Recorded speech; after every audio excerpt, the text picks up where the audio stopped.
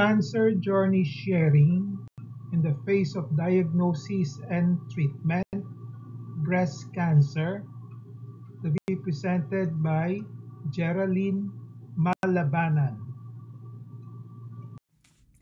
Hello everyone. My name is Jerry and I was diagnosed with stage 2 triple negative breast cancer on May 2024. After ng diagnosis ko, nahirapan akong i-process siya at tanggapin kasi it's triple negative and it's the most aggressive breast cancer. So, every test na ginawa ko after ng diagnosis is nakaka-paranoid kasi hindi ko alam kung kumalat na yung cancer sa katawan ko. So, nakaka-paranoid siya. Even before mag-start yung chemo ko, medyo nagpapanik ako kasi by that time, hindi ko naman alam kung ano magiging reaction ng katawan ko once nag-start na yung chemo ko. So, during those difficult times of my life, sa online mass ako kumapit kay Father Raura and syempre sa buong family ko. So, I'm really thankful na nauso na yung online mass dahil sa nangyaring pandemic. And sa mga natutunan ko naman sa cancer journey ko is, one, hanapin yung positive sa gitna ng lahat ng negative. Minsan kasi na-highlight lang yung negative, like may cancer ka or may cancer ako.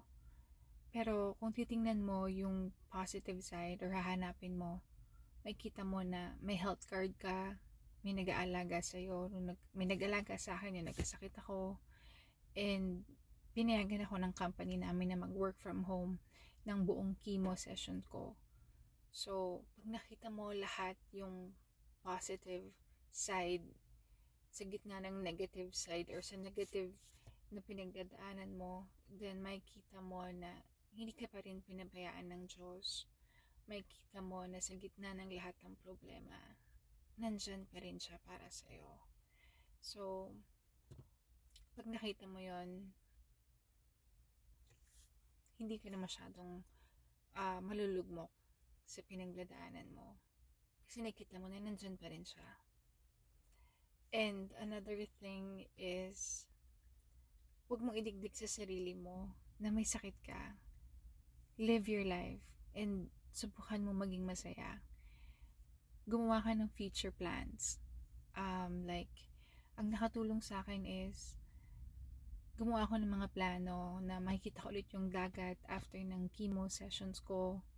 Makikita ko ulit ang makakasakay ulit ako ng aeroplano. Like, mga ganung bagay na something na nilook forward ko after ng chemo session ko, and that really helped. Because I have something to look forward sa future. Or any future plan with your kid. Like sa akin, meron akong anak, and ang nilook forward ko is yung prom niya, yung graduation niya, na dapat nandun pa ako. And I was able to attend those, so thankful ako doon.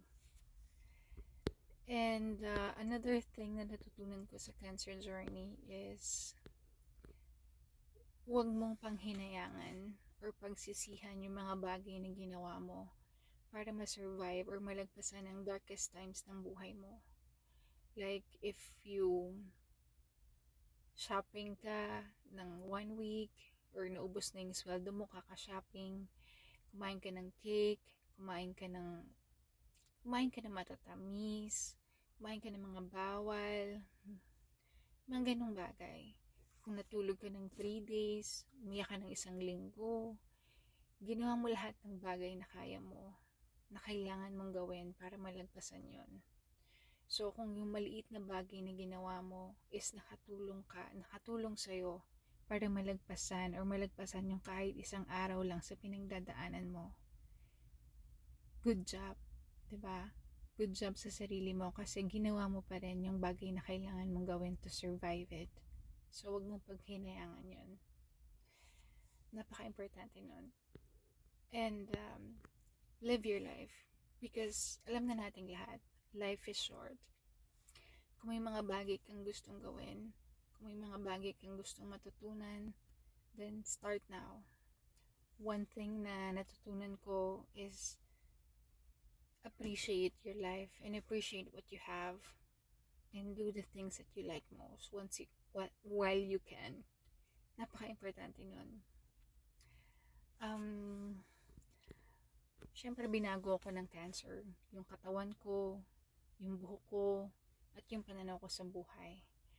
I'm still thankful every day na nalagpasan ko yung darkest times na yon and nandito pa rin ako kasama ng buong family ko. I'm now back to work and hanggang ngayon naka-fight mode pa din ako kasi ando naman yung fear of recurrence na kailangan ko namang labanan. But I'm taking it one day at a time. Alam ko na madami ng survivors dito, mga long time survivors under kay Dr. Huson, and I'm looking forward na maging part ng long time survivors ng grupo ni Dr. Huson. So, ayun lang po, and have a great day everyone.